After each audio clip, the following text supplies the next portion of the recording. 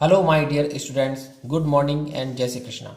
Once more welcome to SSV Academy branch Neemuch. एक बार फिर से आप सभी का इस संस्था में स्वागत है. यदि आपने मेरा चैनल सब्सक्राइब नहीं किया है तो प्लीज़ चैनल को सब्सक्राइब करिए, लाइक करिए और बेल बटन को दबाइए. BSc third year physics paper first unit first और आज का लेक्चर नंबर है 13. देखिए आज अपन क्या पढ़ने जा रहे हैं. आज का टॉपिक है properties and physical significance of a wave function.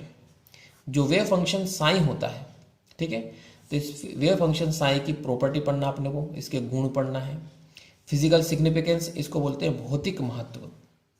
क्या बोलते हैं इसको? भौतिक महत्व. और इसको बोलते हैं गुण. ठीक, ये हो गया तरंग फलन साइन. साइन क्या हो गया? तरंग फलन. यानी आज अपन पढ़ने जा रहे हैं तरंग फलन साइन के गुण और उसका भौतिक महत्व. देखिए स्टार्ट करते हैं. सबसे पहले अपन पढ़ेंगे प्रॉपर्टीज ऑफ वेव फंक्शन, यानी तरंग फलन के गुण क्या है, ये अपन आज पढ़ रहे हैं. तरंग फलन के गुण. ठीक, देखिए अलग अलग पॉइंट्स में अपन पढ़ेंगे. ये जो वेव फंक्शन साइन होता है, ठीक, इस वेव फंक्शन साइन के कौन कौन से गुण होते हैं, क्या क्या प्रॉपर्टी होती है इसकी, या इसका फिजिकल सिग्निफिकेशन भौतिक महत्व क्या होता है. तो पहले अपन फिजिकल प्रॉपर्टी पढ़ रहे हैं, भौतिक गुण. देखिए पहला गुण है the function sine must be single valued. इसका मतलब क्या होता है कि जो तरंग फलन साइन होता है इसका एकल मान होना चाहिए. सिंगल वैल्यूड का मतलब होता है एकल मान. क्या होता है? एकल मान, यानी एक अकेला मान होना चाहिए. ऐसा नहीं कि दो तीन मान हो, एक अकेला मान होना चाहिए. क्लियर? तो the function sine must be single valued, यानी तरंग फलन साइन का एकल मान होना चाहिए. दूसरा गुण, दूसरा है the value of sine must be finite and continuous. यानी तरंग फलन साइन जो है इसका मान कैसा होना चाहिए? परिमित और सतत होना चाहिए. क्लियर? इसको बोलते हैं परिमित और इसको बोलते हैं सतत, यानी कंटिन्यूअस होना चाहिए.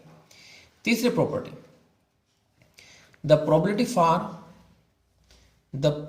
For the wave function satisfying the time dependent Schrodinger equation is always time independent. अब इसका मतलब आप समझना कि वेव फंक्शन जो कि टाइम डिपेंडेंट श्रोडिंगर इक्वेशन से प्राप्त किया गया है. क्लियर है? यानी तरंग फलन जो श्रोडिंगर के काल आश्रित समीकरण से प्राप्त किया गया है वो कैसा होगा? इंडिपेंडेंट, यानी स्वतंत्र होगा. एक बार फिर रिपीट कर रहा हूं मैं कि क्या है इसका मतलब. The probability for the wave function, यानी तरंग फलन की जो प्रायिकता है, ठीक, वो एक स्वतंत्र राशि होनी चाहिए, जबकि वो श्रोडिंगर के काल आश्रित समीकरण से प्राप्त की गई हो. यस. चौथी प्रॉपर्टी देखो, ये चौथी प्रॉपर्टी है इफ साइन आई और psi j are two eigen function. ये अपनों ने दो आइगन फलन माने हैं. साइन आई और साइन जे दो आइगन फलन है corresponding to the eigenvalue E I and E J. और ये किसके संगत लिए गए हैं? तो आइगन वैल्यू मतलब आइगन मान ई आई और ई जे, इनके संगत दो तरंग फलन अपनों ने लिए हैं, साइन आई और psi j. Then psi i and psi j are orthogonal to each other. Orthogonal का मतलब होता है लांबिक. हिंदी वर्ड में क्या बोलते हैं इसको?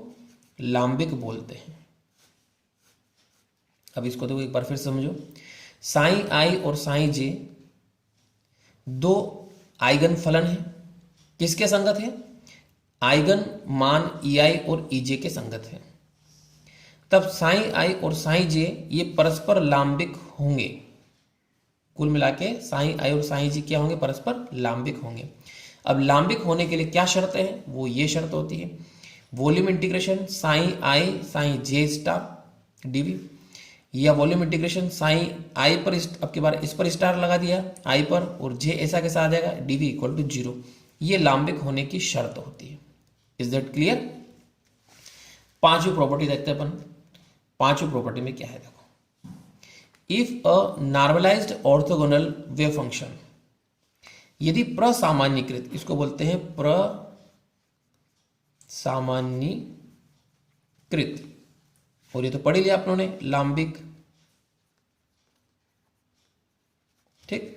If a normalised orthogonal wave function, यानी यदि एक प्रसामान्यीकृत और लांबिक फलन जो है इज फाइनाइट, परिमित है, कैसा है? परिमित है, then it can be expressed in the form of series, तब इसे एक सीरीज श्रेणी के रूप में लिख सकते हैं। क्लियर है? यानी यहां पे बात बताई गई है कि जो साई एक तरंग फलन है, ठीक, ये तरंग फलन कैसा है? प्रसामान्यीकृत है और लांबिक है और परिमित है। क्लियर? तो तरंग फलन साई प्रसामान्यीकृत, लांबिक और परिमित है, तो इसको अपन एक श्रेणी के रूप में लिख सकते हैं। वो श्रेणी इस प्रकार से रहेगी, psi equal to n1 phi1 n2 phi2 plus dash dash plus ni phi i, तो इन सब को लिख सकते हैं अपन समीशन ni phi i, इस प्रकार से लिख सकते हैं। अब इसमें हम बताएंगे सिंबल्स कहाँ पे क्या है। n1 n2 n3 dash dash ये सारे कांस्टेंट है, phi1 phi2 phi3 dash dash ये सारे कैसे? ऑर्थोगोनल फंक्शन है, लांबिक फलन है। तो ये जो पांचवा पॉइंट कंप्लीट हो गया, कंप्लीट। नेक्स्ट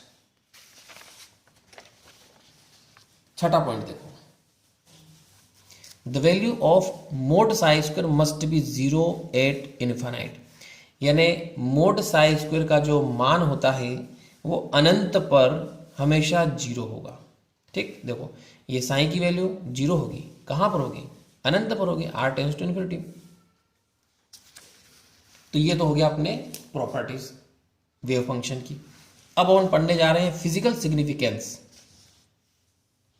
यानी भौतिक महत्व साई का भौतिक महत्व।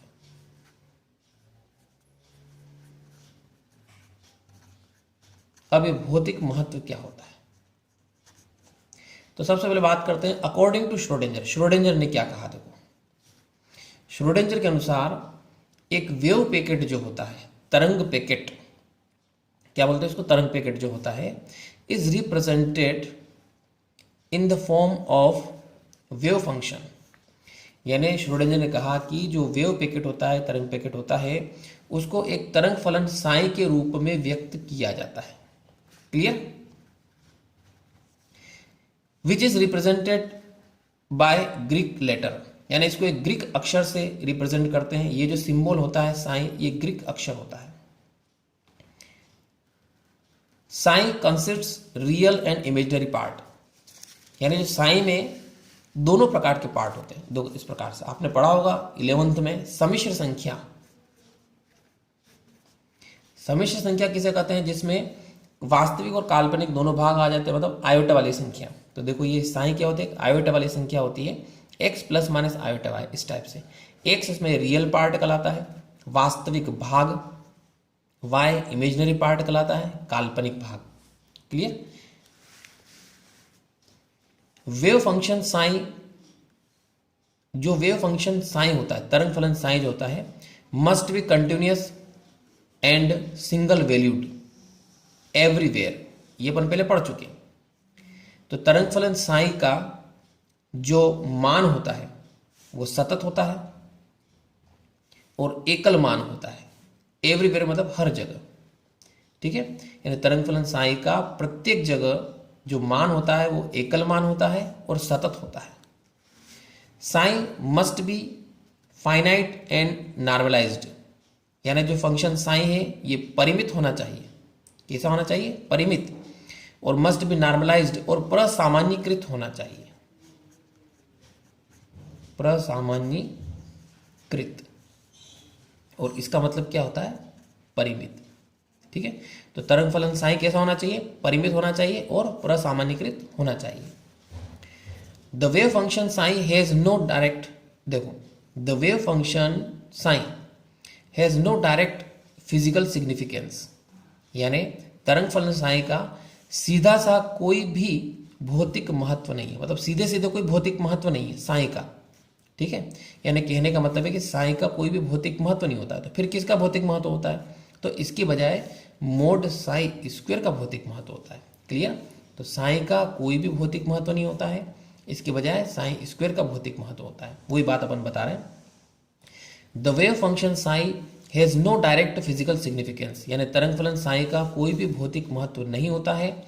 And it is not observable quantity, यानी इसको अपन प्रेक्षित भी नहीं कर सकते। ठीक है, इसको प्रेक्षित भी नहीं किया जा सकता है। The physical significance of mod psi square in place of Sai is very IMP, यानी मोड साई स्क्वायर का भौतिक महत्व साई के स्थान पर अधिक महत्वपूर्ण है। Mode psi square is represented the particle density, जो मोड साई स्क्वायर होता है जिसका भौतिक महत्व होता है, ये क्या होता है? तो mode psi square is represented the particle density, यानी कण घनत्व को प्रदर्शित करता है। इसको क्या बोलते हैं? इसको तो बोलते हैं कण, पार्टिकल को, इसको बोलते हैं घनत्व। ठीक, इन द स्पेस, स्पेस मतलब आकाश में। क्लियर? तो मोड साई स्क्वायर क्या रिप्रेजेंट करता है? आकाश में कण घनत्व को प्रदर्शित करता है। सो वी कैन से, हम कह सकते हैं कि mode psi square is a measurement of probability density. Measurement का मतलब होता है मापक या माप, और प्रोबेबिलिटी डेंसिटी का मतलब होता है प्रायिकता घनत्व। क्लियर? तो मोड साई स्क्वायर जो है वो क्या है? प्रायिकता घनत्व की माप होती है। क्लियर? देखो थोड़ा सा और है,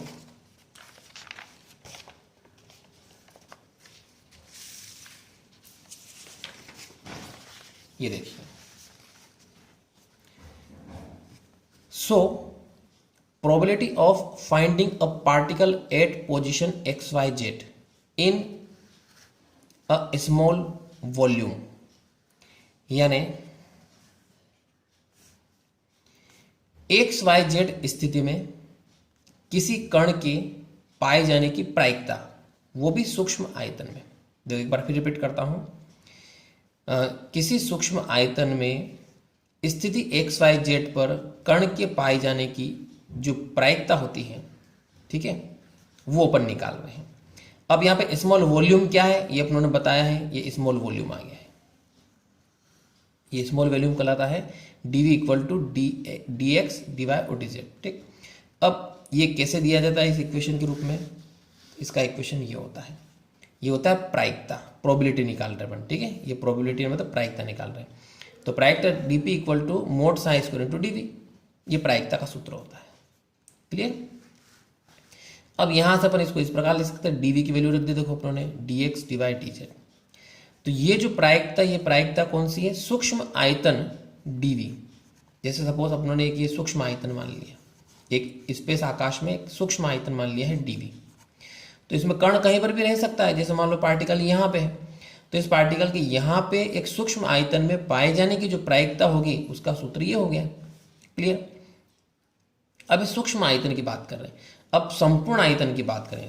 सूक्ष्म आयतन मतलब dv, क्लियर, और संपूर्ण आयतन मतलब v। तो अतः कण के पाए जाने की टोटल प्रोबेबिलिटी निकालेंगे अपन।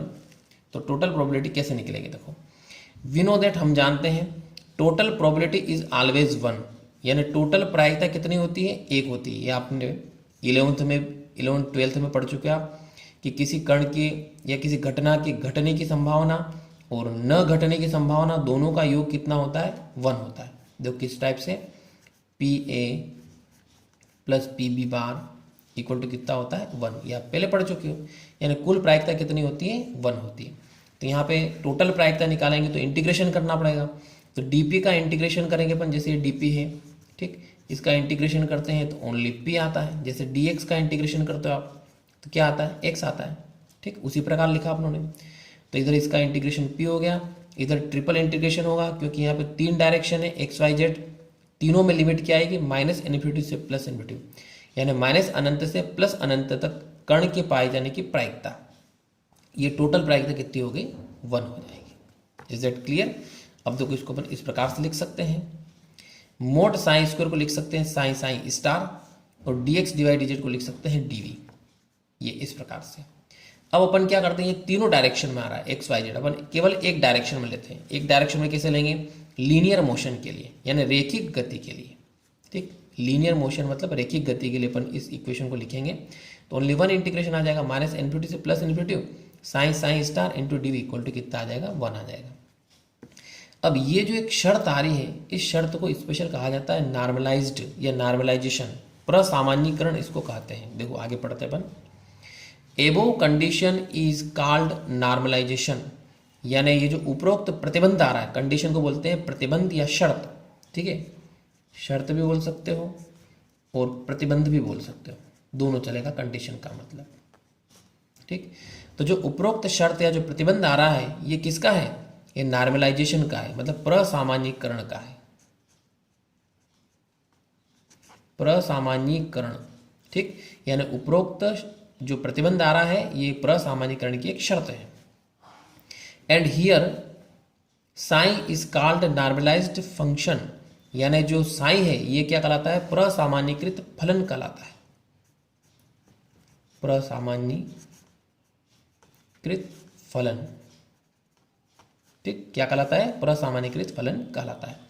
तो डियर स्टूडेंट्स, आज टोटल ही थ्योरेटिकल था, जिसमें अपनों ने आज क्या पढ़ा कि जो वेव फंक्शन होता है साइन, तो उसकी प्रॉपर्टीज क्या होती है, गुण क्या क्या होते हैं, और फिजिकल सिग्निफिकेंस क्या होता है। क्लियर? डियर स्टूडेंट्स, ये वीडियो आपको कैसा लगा कमेंट जरूर करिए, एंड थैंक्स।